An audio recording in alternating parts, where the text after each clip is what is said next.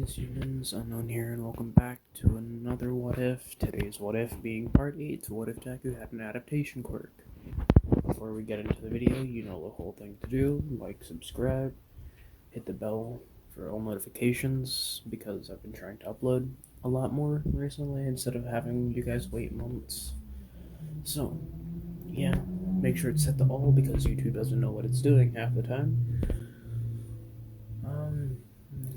In the description, there's a link to the Discord, as well as links to my channel itself, a link to this playlist, because there are two playlists. This playlist, the adaptation one, where we're on part 8, so technically 9 episodes counting the part 0, and another what if, which is what if Midoriya had not an adaptation quirk, what if Midoriya had the powers of the Sage of Six Paths from Naruto. It's my only other what if on the channel. It's on hiatus. It'll come back later, but not right now, seeing as though I like this what if a lot more.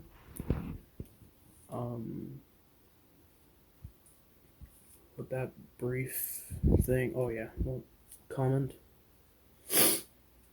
in the description or comment down below in the comment section if you guys have any ideas for future what ifs. If you guys have any what's it called? I can't remember it right now. If you guys have any input about how the series should go, or any feedback on how the series has been going so far. If you are here and this is the first video you've seen, I'm not sure why, seeing as though it's part 8, but regardless of what part it is, you should go and check out the description because it has the playlist there. I recommend starting from the beginning because I do a small recap of a decently long episode. I think the recent ones have been like 30 minutes, but some of the earlier ones were like an hour long, and I only do like maybe a minute, 2 minutes of a recap. So yeah, make sure you guys check that out. With that being said, let's get into the recap. In the last part, we went over the final exams arc, in which Midoriya had placed. Well, Midoriya passed. Everyone who passed in canon. And then, Mineta was switched with Kendo. Kendo obviously passed as well. I said that Kendo would be taking Midoriya's place in the ranking of the school, or the ranking in the class, and then Midoriya would take Mineta's previous ranking of the test scores.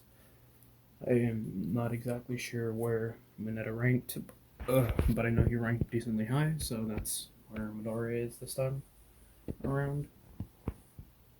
And after that, I went over. Well, after that, Aizawa adopted Midoriya, so now Midoriya is Aizawa's adopted son. And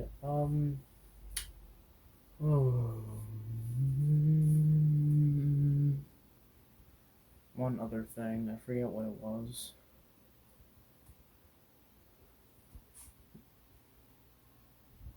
Oh yeah, so after that, the events of the movie transpired, and Midoriya met Melissa Shield. Obviously, the power gauntlet broke, but the whole movie kind of plays out, except instead of Mineta, it's just Kendo. Nothing really changes, except Midoriya has an easier time maneuvering and moving around because of higher usage of One For All. But yeah, that's where we left off last part, so that means that this is where the recap ends. And since the recap ended, let's get into the actual what if. Ooh. Okay, so Midoriya is sitting at home preparing for the training arc, the forest training. And during that time, as he's just sitting in his room alone, relaxing, talking with Aizawa, who had been visiting at the time, Midoriya receives a phone call from Kendo. The phone call goes on, and Kendo proceeds to ask Midoriya to go to the mall. Midoriya agrees, telling Aizawa that he's going to be out for a little while, which Aizawa agrees to, saying that he needs to go and do some hero paperwork anyway, continuing to do so. Midoriya goes to the mall, it not being too far away from his apartment building, and begins talking with Kendo on his way. Once Midoriya gets there, he notices that everyone, or not everyone, but a group of people are there as well with Kendo. Midoriya asks what they're doing, and Kendo states that they're going to the mall and shopping around for things that they need for the forest training. Midoriya understands and continues to walk with the group regardless. They're talking, and suddenly, as they get into the main entrance of the mall, the entire group splits up, saying that they each need to get different things,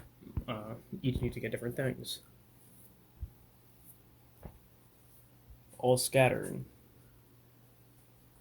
Kendo tells Midori that she needs to go grab something, and immediately darts off. Confused, Midori starts walking away, going to see if there's something that he would need somewhere, until something grabs him across the neck. Midori feels four fingers tighten around his throat, with a small gap in the middle, allowing a slight awkwardness between the distance of the fingers. Midori is confused as to who this is, and extremely concerned when he realizes the raspy voice in his ear. Well, looks like UA's little fun group is out shopping today. Now, Midoriya, I can tell that you're going to try and attack me, but I wouldn't do that. Exactly. You see, you know how fast I am. And knowing that I'm a lot faster than you, I can probably kill a decent amount of people. Or at the very least, I'm the only one out of us two who knows where Kendo went. And I know that you can't keep up with me, even at 50% of your power. Midoriya looked shocked at Shigaraki, not only at the fact that he knew where Kendo was, but number two, the fact that he seemingly knew about One For All. Midoriya quickly asks what Shigaraki wants, and he soon replies, I just want to talk. Nothing aggressive. Just a friendly little chat. Sit down with me, Midoriya. Midoriya, sitting down. Stain begins to question Midoriya about why everybody likes Stain, and is not paying as much mind to the League of Villains. Midoriya ponders this for a second, and then states that Stain had ideals, while the League of Villains seemingly only just wants to attack people for no reason with no rhyme or reason aside from just attacking UA students, specifically 1A. Shigaraki is upset at this, seeing as though Midoriya provides little to no real help aside from stating the obvious. But as soon as some of the people from the group start walking up to Midoriya, Shigaraki jumps back, slowly walking through a portal that had suddenly appeared. Midoriya quickly turns around, feeling the hands release from his neck, but just as soon as he appeared, Shigaraki disappeared.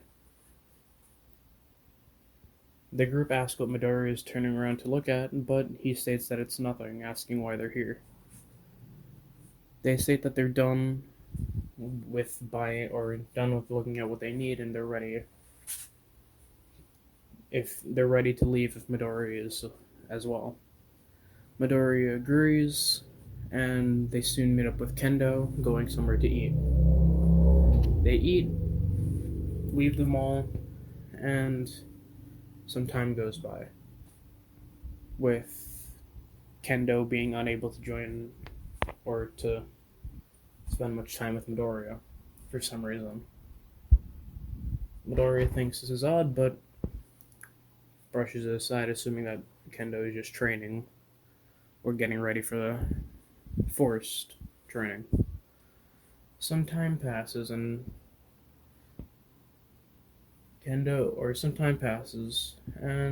they go into the bus to go and get the training done. The people who had failed ecstatic that they were able to go. But as one of the students say that they need to use the bathroom, Aizawa quickly stops the bus. The class questioning why exactly it stopped it, knowing that Aizawa wouldn't stop the whole bus trip just for someone to use the bathroom. He gestures for everyone to get out, to stretch their legs. The whole class slowly piles out of the truck or out of the bus, and they lock eyes with some pro heroes there, the Wild Wild Pussycats, two of them. They start introducing the forest training camp and them being the teachers, when suddenly Midoriya notices what's going on, grabs Kendo, and jumps up into the air as soon as one of the Pussycats pulls or causes a rock slide, pushing all the students down. Midoriya lands on his feet at the base of the mountain, where they had just fallen, and the teachers state that they need to get to the middle of the forest, which is the training area, by noon. The entire class is concerned about this, but Midoriya, Momo, Todoroki, and Ida form a plan saying that the people who have the most amount of energy right now go to the front and lead everyone, and slowly as people begin losing energy, we can rotate around. Understanding this, but as the person who needed to use the bathroom runs off, they soon come running back, stating that there's a large mud monster chasing them. Everyone looks to the direction that they're talking about, and to their surprise, there is a large mud monster that is attacking them. Getting ready to fight, everyone takes down mud monsters that are in front of them, when Midoriya edits the plan again. The people with quirk suited to fighting get in the front. People who are able to support get slightly in the back, and we all charge, running in one direction towards the base of the forest.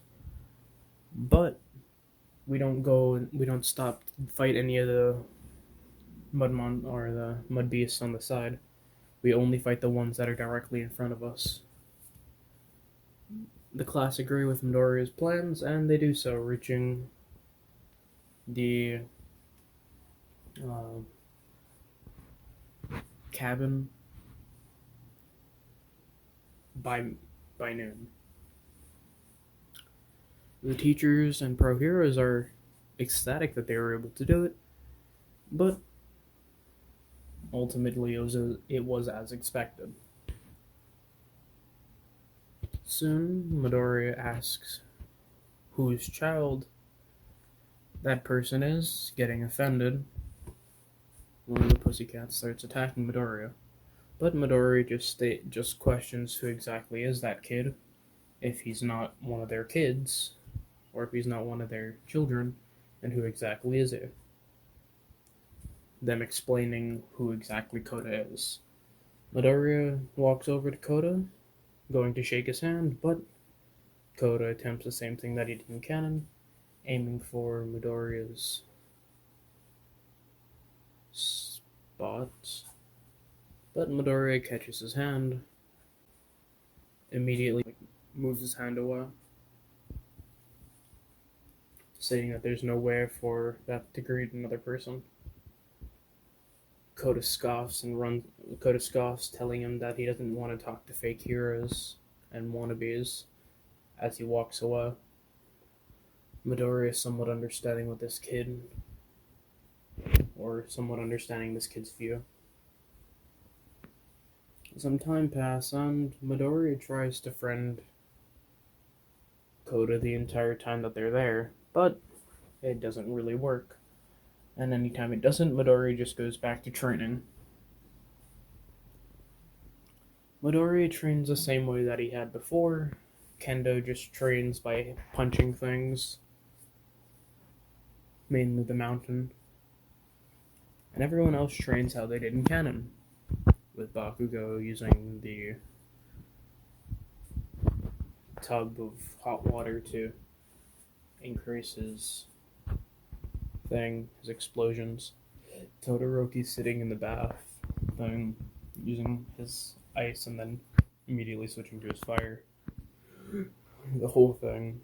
So, everyone trains the same way than did in canon. Those who are different slightly, I explained how they did it already, with Kendo punching it out and then Midoriya doing whatever he did to train one for all. Going with that one guy, I forget his name already, but you know who I'm talking about, the one guy, the buff pussycat, that guy, that person. And yeah, this goes on with the group eventually needing to go and cook dinner for themselves. Midoriya, having lived alone for a decent amount of time, is surprisingly good at cooking. So is Bakugo. People eat this food, and they find the food prepared by Midoriya and Bakugo are by far the best out of the class. But as time goes on, Midoriya notices that Kota disappears and didn't grab a lunch. Midoriya grabs a plate for him and immediately starts looking for Kota. Eventually, finding him, walk in through the base of a mountain, up a trail, and sits on the edge of the same mountain. Midoriya sits there for a while, just seeing Kota stare off, when Midoriya suddenly makes his presence known. "Hey, Kota, you didn't grab dinner." Kota turns around and is extremely upset and shocked seeing that Midoriya is there. Kota questions how exactly Midoriya got up there, and Midoriya states that he just followed him, stating that if he didn't want to be followed, he should have made sure that he wasn't being followed. Kota scoffs at this, telling Midoriya to leave. Midoriya, obviously not caring about what Kota says, doesn't leave and decides to sit down next to him, Kota slightly shuffling his body away. Then Midoriya places the plate in between him and the space that Kota had made, and begins talking. Well, seeing as though you're up here, I'm guessing things aren't the best down there. Do you care about telling me why? Kota doesn't say anything. When Midoriya states, "You look like a good kid, but your actions and, from what I'm able to tell, your experiences led you down a path of hating heroes. Untreated, this could lead up into a path of villainy. And as someone striving to be the #1 hero, I can't exactly let that happen now, can I?" Coda then speaks up, remarking that all heroes are fake, and all they care about is heroes and villains, and they don't understand that they're all just being dumb. Midoriya is taken aback by this, seeing as though someone of his age is already seeing the world in such a light. Midoriya, understanding that whatever he says right now isn't going to get through to Coda, stands up saying that he should be down the mountain by a certain time,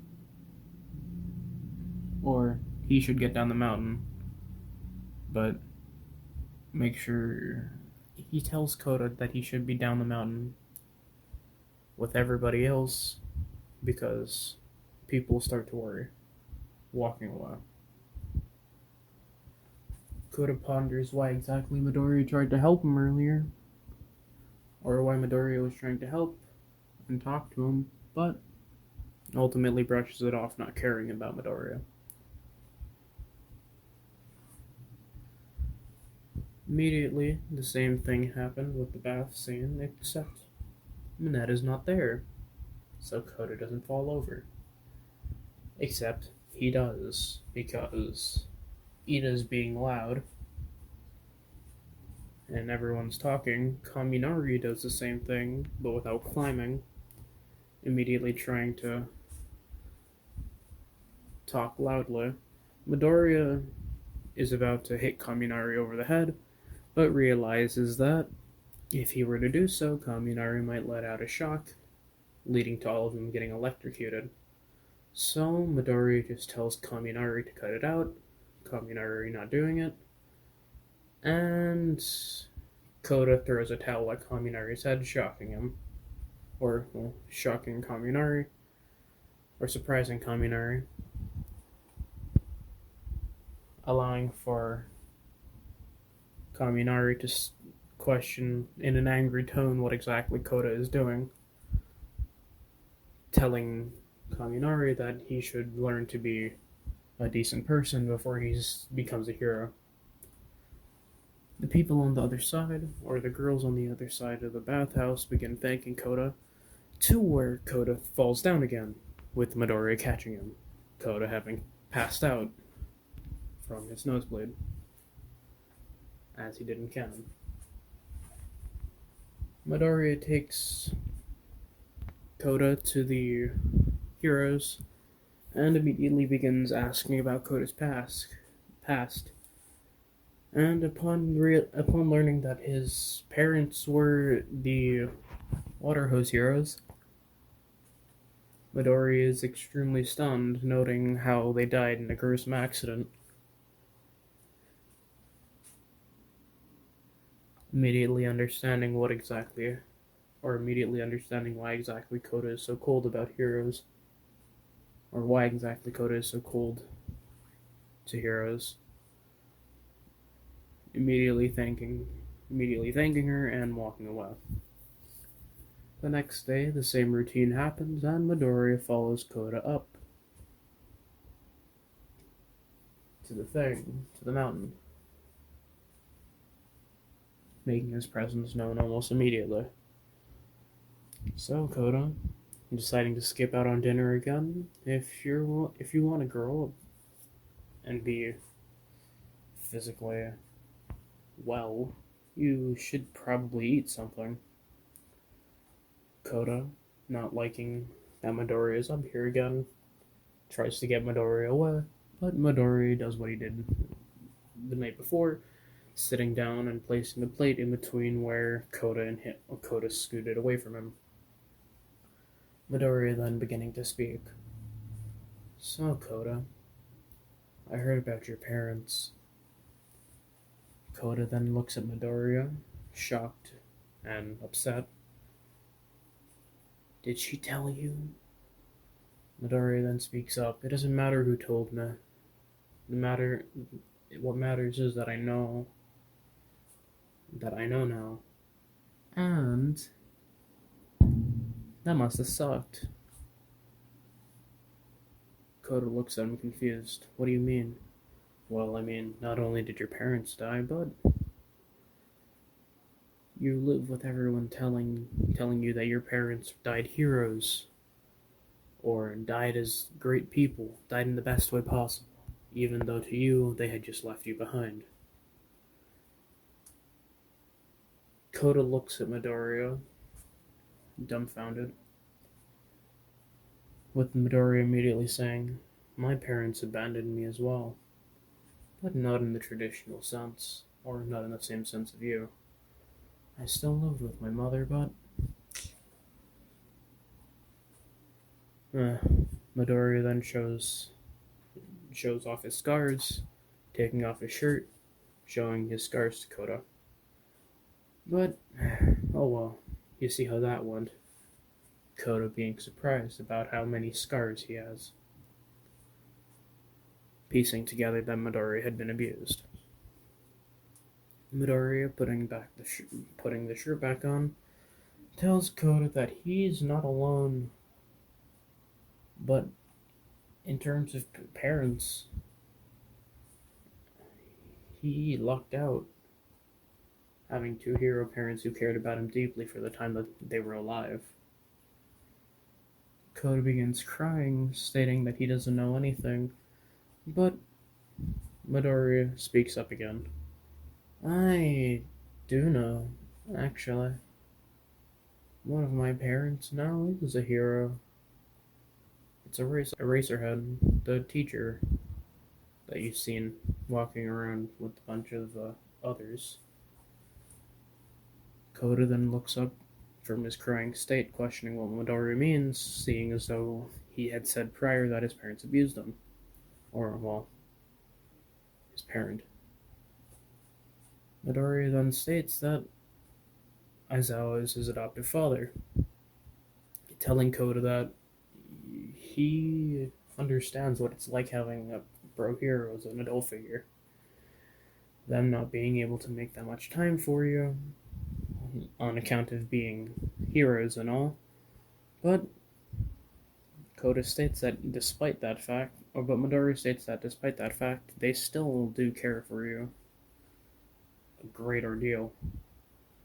Kota begins crying, pulling Midoriya into a hug, which Midoriya pats Kota's head. Kota sits there crying for a while until he falls asleep. This somewhat reminding Midoriya of what happened back at the hospital after the USJ between him and Aizawa. Picking Kota up on his shoulders, or picking Kota up, carrying him on his shoulders, letting Kota relax. He walks back to the camp carrying Kota, with the Wild Wild Pussycats being surprised as to how they got Kota, how Midoriya got Kota to relax.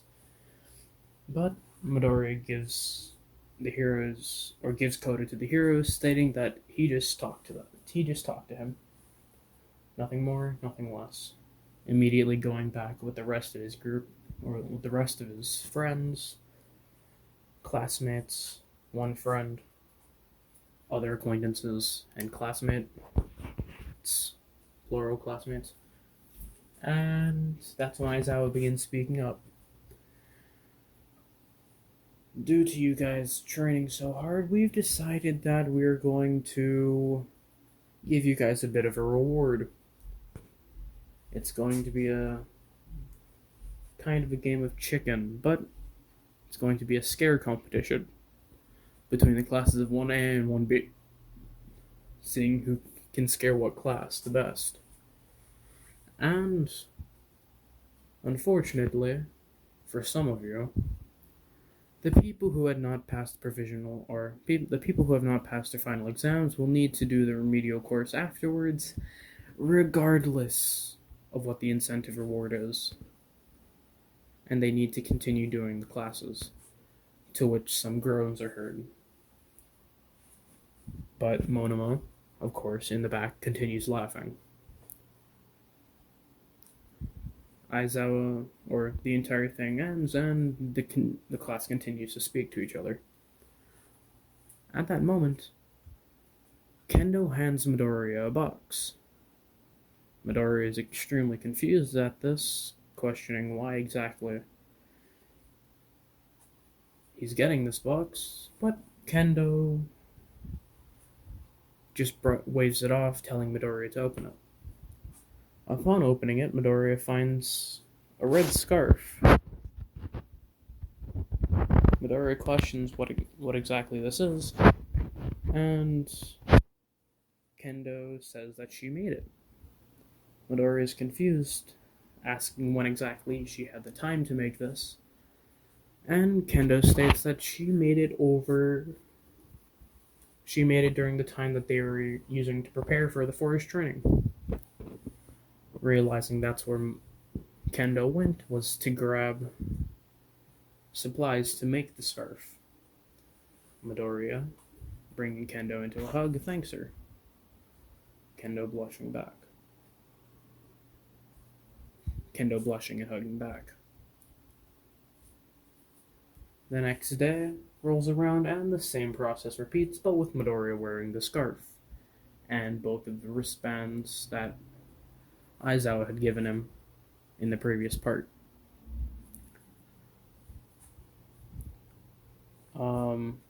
The same thing happens, and Midoriya goes up with Koda up to the mountain just for them to talk for a little while. Just talk and relax. But suddenly, when this happens... Sorry, the video cut out. But suddenly, a masked or a hooded figure with a mask appears. Hey, you, both of you. Immediately, Midoriya and Koda spin around, facing this gargantuan man, as he begins to speak up again. The boss said he wanted you. No, not the twerp. You, Mr. Cuts. I don't know. I didn't have enough time to come up with a clever nickname for you yet. But on the ride back, maybe. Midoriya questions who exactly this is and what exactly he means that the boss wanted him. But the man soon begins to talk. Speaking of the twerp, you kinda look familiar. Not only that, but that's an interesting hat. You wanna trade your hat for my mask? Koda begins gripping his hat tightly as Midoriya steps in between them. Muscular then walks up to both of them slowly. Come on, kid. You get this cool mask. Immediately taking it off and throwing it to the side, showing his face. Midoriya is somewhat reminiscent about this face and doesn't know where exactly he has seen it before. But Koda is pinpointing exactly the scars done and the facial features, noting that this is the man who had killed his parents. Midoriya, extremely upset, lunges at Muscular, using one for all, full cowling, but Muscular grabs his punch, saying, "Ooh, that stung a little. This ought to be fun," throwing Midoriya into the nearby mountainside, his scarf slightly twirling.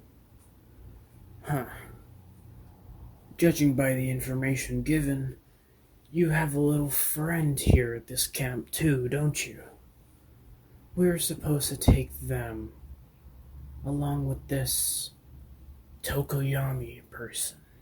I don't know, boss said he looked like a bird. But if we weren't able to get you, they said that the next best person would be some orange-haired girl, Itsuka Kendo. Midoriya's eyes then grow large, hearing this name, immediately pushing back immediately pushing back Muscular's hand, stating that he won't let him or he won't let her be taken by the likes of you, by the likes of villains. Immediately pushing Muscular's hand away that was once holding Midoriya, punching or landing a solid punch to Muscular's face. Muscular is slightly knocked back by this, but when Midoriya looks back, when Muscular looks back at him, Midoriya notices that he had knocked something off of Muscular's face, that being his little eye thing. Or had knocked something out of his pocket, that being a little disc. Muscular then immediately starts talking. Well, I didn't want to use this so soon. It takes out all the fun. But boss's orders are boss's orders. Immediately sticking the disc plate into where his eyes should be. His muscle fibers growing immensely. Now, time to take you to the boss. Immediately, Muscular charges at Midoriya at breakneck speeds, Midoriya only barely able to put up a guard.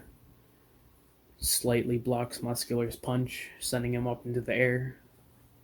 And Midoriya notices that his shirt gets grabbed as he's flung back into the ground.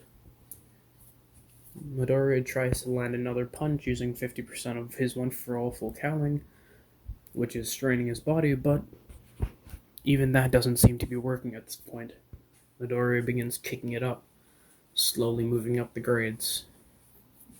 55, 60, 65, 70, 75. Soon he lands up to 80, where the attacks become slightly effective, but it's hurting his body way too much. And for how much damage he's doing to Muscular, it doesn't seem to be worth it. Immediately dropping back down to 50, that being where his body is able to handle it without having too much pain.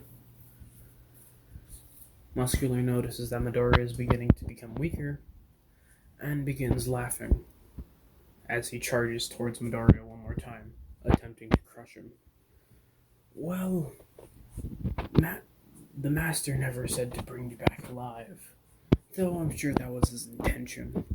I'll just get you to barely breathing, how about that? Immediately beginning to crush Midoriya. Koda, worried about his new friend being crushed under the same villain who had killed his parents, shoots water at Muscular. The first time Koda had displayed his quirk in quite some time. Muscular then looks over to Koda, now distracted. Oh, that's where you're familiar, you little twerp. You're the kid of those water heroes that I killed. Huh. Guess it's what they get for trying to play hero. I guess you want the same thing. Though, unlucky for you, your quirk's not as strong as theirs. You're barely able to distract and annoy me right now, while they were able to take out my eye. Then Midoriya chimes in. That's all you needed to do. Distract you. Just long enough for this. Immediately, Muscular looks down at the person he was beginning to crush and notices that Midoriya is slowly pushing back, going up from where he had left off, from 80 to 85, 90, 95, and 100. Midoriya then disappearing from Muscular's sight, immediately appearing next to his face, kicking him. Midoriya kicks Muscular as hard as he can, sending Muscular into a nearby wall, immediately knocking him out. Midoriya drops from this form, his entire body hurting. And is, completely battered and bruised, seeing as though he had just used 100% of One For All throughout his entire body, immediately becoming sluggish. Midoriya then gestures for Koda to get on top of his neck, But Koda is reluctant, seeing as though Midoriya is so badly damaged. Though Midoriya slightly becomes angry. Ugh, Jesus. Though Midoriya slightly becomes angry and tells Koda to hurry up and get onto his neck before any of the other villains show up, immediately jumping on. But as soon as Koda jumps on, the entire forest bursts into flames. Blue flames. Midoriya becomes worried at this, seeing a slight fog or a slight mist rolling approach the area with slight pinkish hue. Midoriya begins running through the forest, immediately meeting up with the group that he had before. Not being able to use one for all, Midoriya has to sluggishly walk around, following the group. Immediately,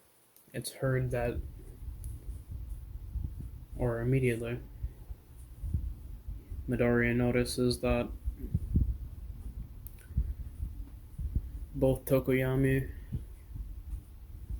Tokoyami's missing. Suddenly, another group meets up with theirs, stating that Kendo went missing.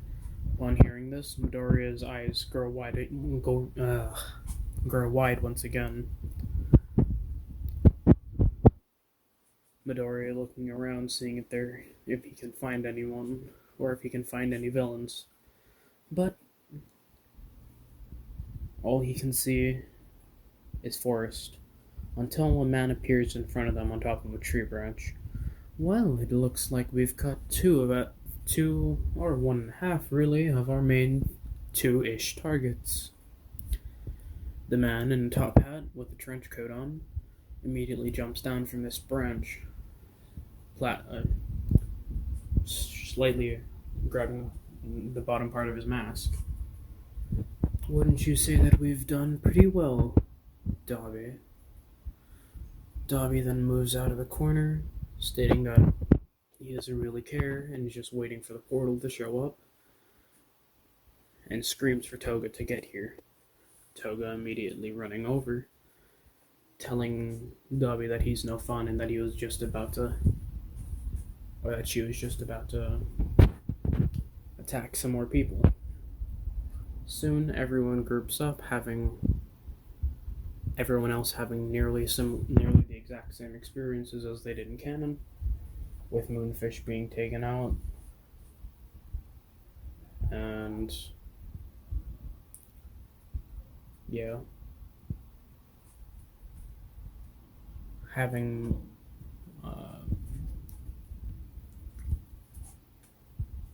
having the issue with Tokoyami being already completed, and they were walking around with him, but suddenly he was missing. And according to the other group, Kendo was too. Midoriya then screams at the two villains, "Where are they? Where exactly did you put them? Who are you bringing them to?" Toga then begins laughing, blushing too, seeing all the blood on Midoriya.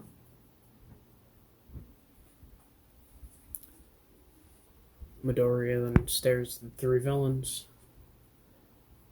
Dobby stating that it doesn't really matter, when suddenly a beam of light is shot out, hitting Compress in the face. Two orbs fly out of Compress's mouth, and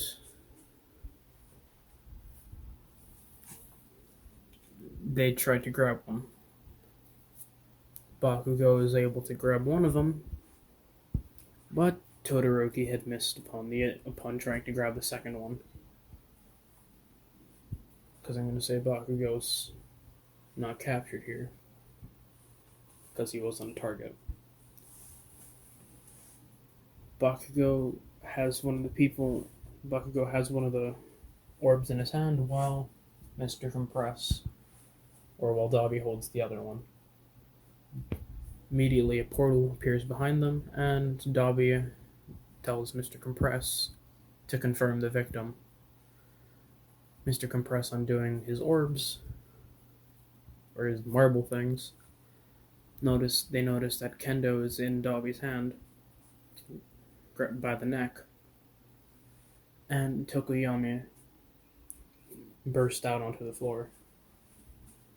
Midoriya, seeing this, gets Koda off of him as he charges one of the villains. Immediately,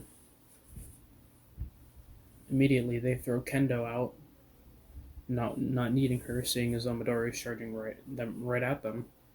And upon Kendo realizing where she is, she yells at Midoriya to stop, being thrown to the side, and Midoriya runs directly into Mr. Compress, getting changed into a marble. And immediately, Midoriya is taken through the other side of the portal, with Kendo crying. And that's it for this part. Yeah. Next part's coming out sometime, I don't know. Remember, Discord's in the description of the video. Playlists are there if you want to watch previous parts, or if you want to watch the Sage of Six Paths one, that's there too. So, yeah. How should I say this? Yeah, but that's about it. Like, subscribe, do the whole thing, and with that being said, see ya.